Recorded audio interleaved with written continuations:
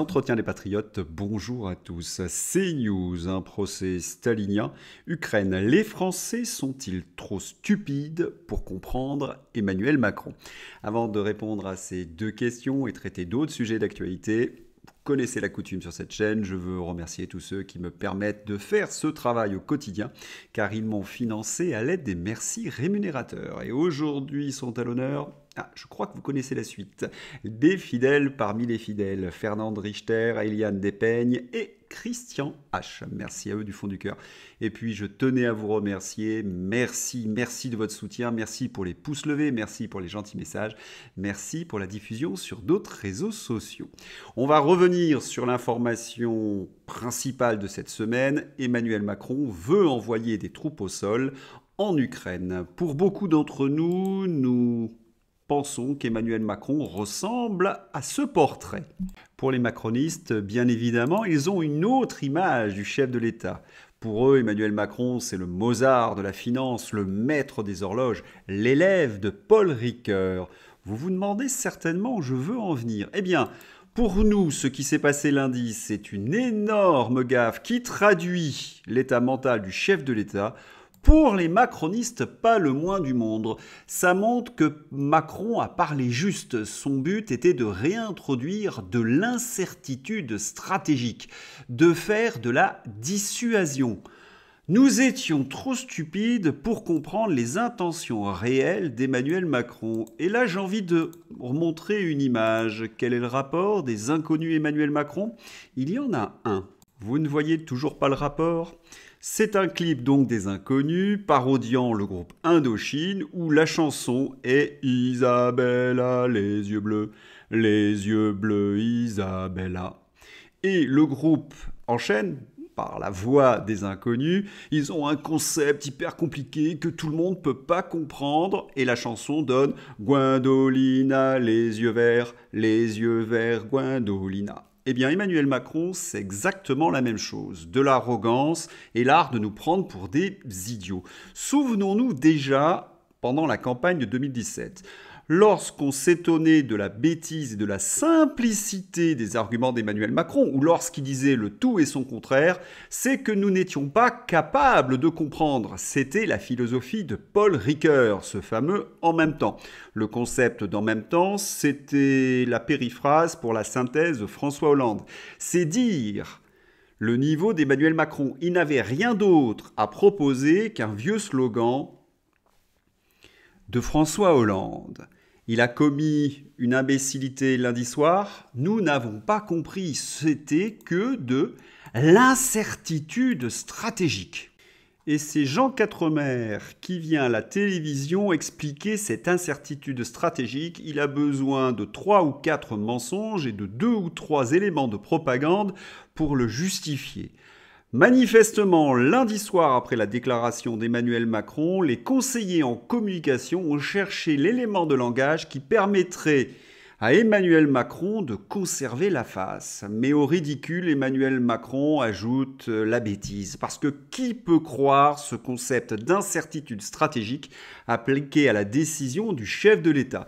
Hervé Carès, incertitude stratégique qui a duré moins de 10 minutes avec les premiers démentis des participants à cette réunion qui s'est transformée en fiasco stratégique et en pantalonnade diplomatique. En effet, si cela continue, on aura la même crédibilité internationale que les pays baltes, ce n'est pas méprisant, c'est juste pour souligner l'ampleur de la chute de crédibilité pour une puissance dotée de l'arme nucléaire et membre permanent du Conseil de sécurité de l'ONU. Et ce qui accable bien évidemment Emmanuel Macron, c'est que c'est Jean Quatremer son avocat. Si c'est Jean Quatremer l'avocat d'Emmanuel Macron, c'est que la cause est impossible à défendre. Certains m'ont signalé que Jean Quatremer serait d'origine aristocratique, qu'il porterait une particule. Mais quel est son nom? Jean Quatremer II, mais la suite, je ne la connais pas. Parce qu'Emmanuel Macron, après sa proposition d'envoyer des troupes au sol en Ukraine, a été démenti par l'ensemble des participants. La Suède, pourtant nouvelle venue dans l'OTAN, recadre Emmanuel Macron et rappelle qu'il n'y a pas de demande côté ukrainien pour les troupes au sol. Le message est clair, si le général Boum Boum veut la guerre, il ira tout seul. Et en effet, les participants à la réunion de lundi ont expliqué qu'ils n'avaient jamais discuté cette incertitude stratégique. Il faut également rappeler les paroles cinglantes des Allemands. Macron est-il vraiment sérieux? S'il y a de l'incertitude, c'est sur l'état mental d'Emmanuel Macron, certainement pas sur sa stratégie. Quant à Olaf Scholz, il remet une couche. Des diplomates au lieu de grenades, telle est la phrase que nous scandons ensemble en direction du Kremlin et de Moscou. C'est la déclaration donc d'Olaf Scholz ce jeudi soir à Dresde. La phrase d'Emmanuel Macron aura au moins un mérite, elle permet au camp de la paix de donner de la voix. Que conclure sur cette incertitude stratégique? Le baron fou. Donc Macron savait que tout le monde dirait qu'il était hors de question d'envoyer des troupes au sol en Ukraine, mais il l'a dit tout de même pour faire peur à la Russie. Ça se tient. Quand on pense que certains journalistes sont prêts à des mensonges éhontés parce que Quatremer explique que tout le monde était au courant de la décision d'Emmanuel Macron. Or, c'est exactement l'inverse qui ressort de la presse européenne. Reprenons un petit peu les déclarations des pays européens. Le Royaume-Uni, le porte-parole de Rishi Sunak a déclaré que le pays ne prévoyait pas de déploiement de troupes à grande échelle. Finlande, le président Niinistö a déclaré qu'il n'était pas prêt à envoyer ses militaires en Ukraine. Allemagne, Olaf Scholz, on l'a vu, a déclaré que Berlin n'enverrait pas ses forces terrestres en Ukraine. Cette information a également été confirmée par le ministre de la Défense, Boris Pistorius. Pologne, le ministre de la Défense nationale de la République, a déclaré que Varsovie n'allait pas envoyer des soldats en Ukraine. République tchèque, le Premier ministre Petr Fiala a déclaré qu'il n'est pas question d'envoyer des militaires tchèques en Ukraine. Et ça continue. Italie, Suède, Hongrie, États-Unis, Pays-Bas, Espagne, Bulgarie, OTAN, tous désavouent Emmanuel Macron. Mais avec un petit plus de Mark Rutte. Le Premier ministre néerlandais Mark Rutte a déclaré que la question de l'envoi de troupes n'était pas au centre des négociations. Emmanuel Macron a menti, Jean Quatremer a menti pour défendre Emmanuel Macron. Maintenant, on peut s'interroger sur les conséquences de la phrase d'Emmanuel Macron sur le président russe Vladimir Poutine. Le 29 février, il a prononcé un discours annuel devant l'Assemblée fédérale. Si je regarde le Figaro, je ne comprends strictement rien. Discours de Vladimir Poutine à la nation, l'Empire russe ne peut exister sans la guerre. Il a vraiment dit ça? Pour Vladimir Poutine, l'Estonie n'est pas vraiment un pays, mais une partie de l'Empire russe dénonce la première ministre estonienne. Ce n'est pas donc Vladimir Poutine qui l'a dit, c'est une vision de la première ministre estonienne. Dans son discours à la nation, Poutine agite une nouvelle fois la menace de l'arme atomique face à l'Occident. Là, je ne comprends encore moins ce qu'a voulu dire le président russe. Le mieux, c'est d'aller directement dans son discours. Le président russe Vladimir Poutine, le 29 février. Nous n'avons pas commencé cette guerre, nous faisons tout pour la finir, pour déraciner le nazisme, défendre la souveraineté et la sécurité de nos citoyens, a-t-il martelé. Les États-Unis continuent de mentir, a-t-il ensuite dénoncé, regrettant les menaces occidentales qui créent un réel risque de conflit nucléaire. Tout ce qu'ils inventent en ce moment, ce avec quoi ils effraient le monde, tout cela constitue une réelle menace d'un conflit avec une utilisation d'armes nucléaires, ce qui signifie la destruction de la civilisation, a-t-il souligné. Et d'ajouter, nous avons des armes qui peuvent frapper leur territoire, il faut qu'ils sachent que leurs actions peuvent avoir ces conséquences. C'est comme des dessins animés pour eux. Est-ce que ce serait une petite allusion à Emmanuel Macron? Le mot dessin animé arrête notre attention. C'est comme des dessins animés pour eux, dit Vladimir Poutine. Quel est ce personnage occidental qui a un niveau de personnage de dessin animé, qui joue le feu, qui joue avec la dissuasion nucléaire, qui veut la prêter à tout le monde? Vous voyez de qui je veux parler. Sans Russie souveraine et forte, il n'y aura pas d'équilibre mondial, a poursuivi Vladimir Poutine, saluant l'essor irréversible des BRICS et la volonté des pays du Sud de parvenir à une véritable souveraineté. Un nouveau monde se dessine selon le dirigeant russe. Nous sommes bien loin des caricatures que nous trouvons à la une des journaux occidentaux. Quelle est la perception donc d'Emmanuel Macron à l'étranger? Est-ce que il y a des néologismes formés sur le mot Emmanuel Macron. Eh bien oui, c'est ce que nous rapporte Guillaume Bigot. Donc on est obligé de s'y pencher. Ensuite, c'est tellement vrai que dans certains pays, il y a des néologismes, il y a des mots qui ont été fabriqués pour rendre compte du fait que le président avait des formules souvent absolument chocs et creuses, qui étaient des formules qui ne voulaient pas dire grand-chose. D'abord, en Russie, on parle de macroner. Qu'est-ce que ça veut dire en Russie, macroner? Mais ça veut dire parler pour ne pas agir. Effectivement, là, vu qu'on n'a pas de force à envoyer sur le terrain, on risque pas d'agir. Deuxièmement, en Ukraine, il y a une petite nuance. C'est-à-dire, macroner, qu'est-ce que c'est en Ukraine? C'est parler pour décevoir. Donc on voit bien que même s'il n'y a pas d'effet dans les déclarations intempestives du président de la République, ça peut quand même avoir un effet. Non, mais ils ont créé les verbes macronés. Ah, absolument, absolument. Avec même la nuance entre l'ukrainien et le russe. Mais alors, les Chinois, eux, ils se sont dépassés. Ils ont fait preuve d'une grande créativité. Ils parlent de macaroner. Alors, macaroner, c'est une petite subtilité. Ça fait référence, bien sûr, au biscuit.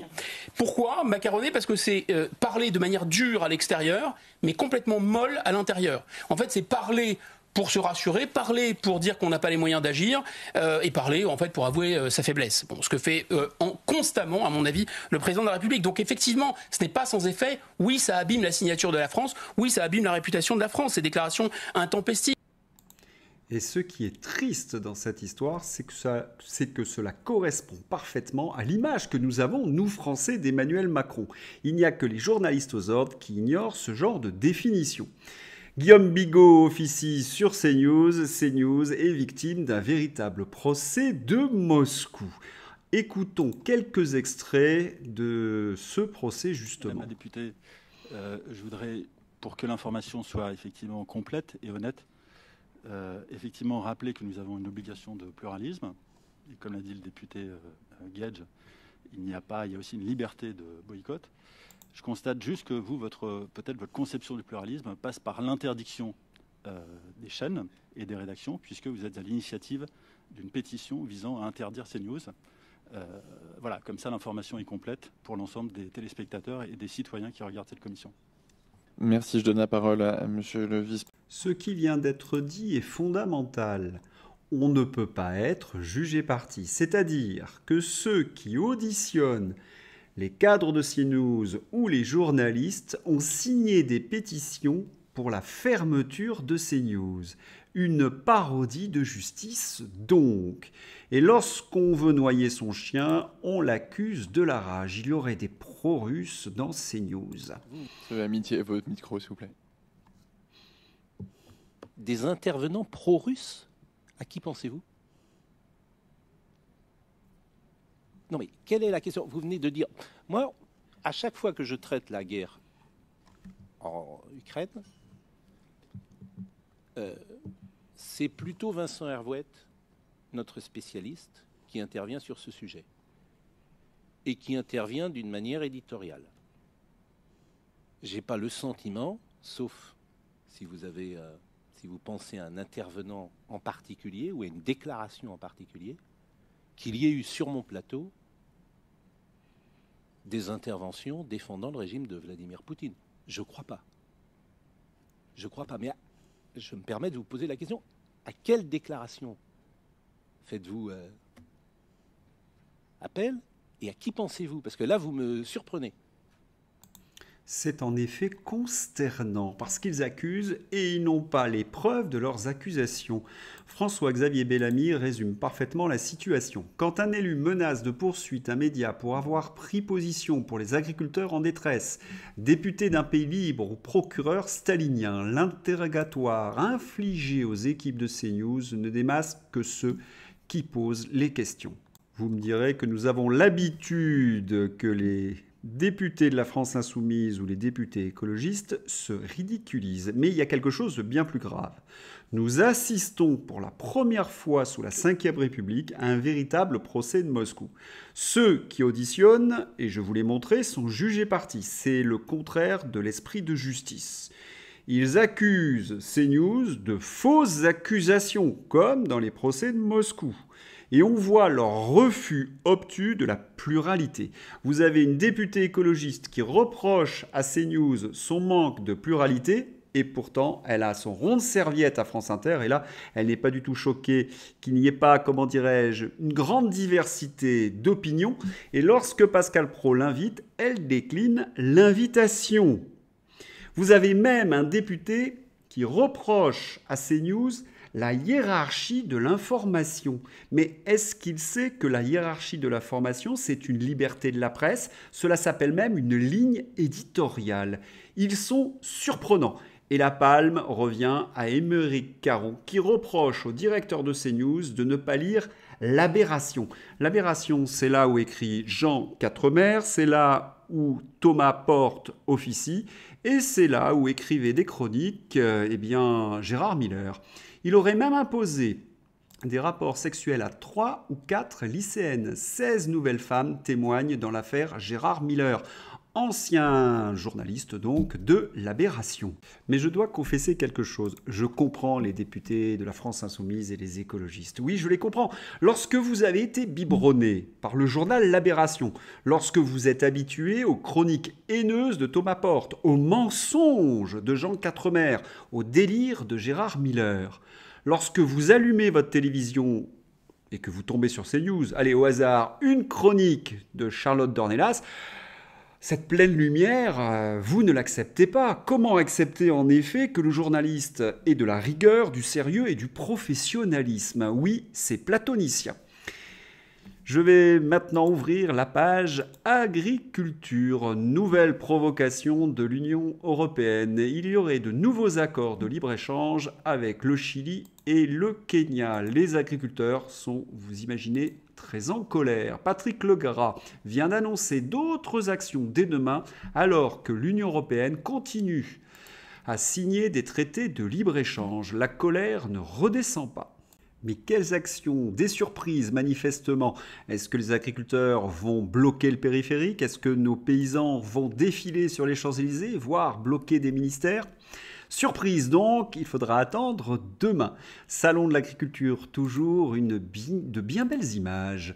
L'adorable Miss France agricole. Je vous mets son interview dans ma description. Cela nous change bien évidemment de certains jeunes d'aujourd'hui.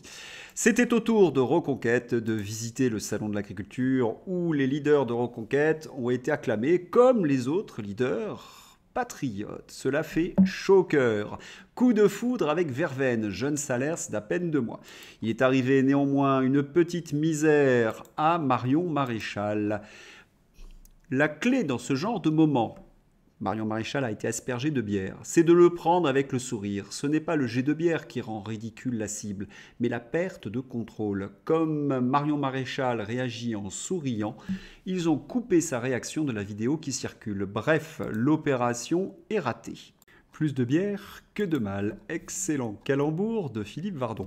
Petite réflexion personnelle. Comment peut-on jeter de la bière sur une femme ? Autrefois, les garçons étaient éduqués avec des valeurs fortes, avec du panache. C'était D'Artagnan, Cyrano de Bergerac, leur modèle. On parlait même de chevalier français, quelle que soit son origine. Courage, honneur, probité.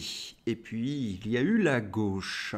Parce que là, cela sent le petit bourgeois lecteur de l'Aberration. Vous savez, les valeurs, ces fameuses valeurs. Défendre l'Ukraine, c'est défendre nos valeurs. Les valeurs en question, celle de Libération, manifestement. Des nouvelles que nous ne retrouvons pas dans l'Aberration. Une étude du service statistique ministériel de la sécurité intérieure livrée ce jeudi révèle que les services de police et de gendarmerie ont enregistré pas moins de 444 000 victimes de violences physiques en 2023. Un bond de 60% en 8 ans. Et pourtant, dans les journaux comme l'Aberration, ce n'est qu'un sentiment. Eh bien, cela ne résiste pas à l'épreuve de la déferlante des faits divers, mais aussi des chiffres. C'est près d'1 personne touchée dans sa chair chaque minute en France. Avec la gauche et Emmanuel Macron, peut-être qu'ils vont essayer de battre ce record. 1 personne agressée toutes les 10 secondes. Autre nouvelle très importante, elle nous vient de Hollande. Je vous mets le film dans ma description. Il faut absolument l'écouter. Rien de nouveau sous le soleil si vous écoutez cet entretien, mais là, c'est officiel. Allez, on va terminer par des petits hommages et puis des vidéos à regarder pendant le week-end. Notre ami Fred Danger, éducation des enfants. Compte tenu de l'extrait, en quoi l'éducation des enfants sur la sexualité est-elle actuellement en train d'annoncer une dangereuse dérive, une véritable ambition de détruire l'enfance et la famille? Et vous reconnaissez l'invité de Fred, c'est Ariane Biran. Bravo à Fred pour son travail de réinformation indispensable. Il faut écouter cette émission. Autre émission indispensable, celle de Xavier, c'est vendredi. Je vous mets les liens dans ma description. Allez, on va se quitter par un bon mot. Prise de bec entre le comte de Sandwich et le dramaturge Samuel Foote. Le premier lance au second. Vous m'aurez soit pendu, soit tué par une maladie vénérienne.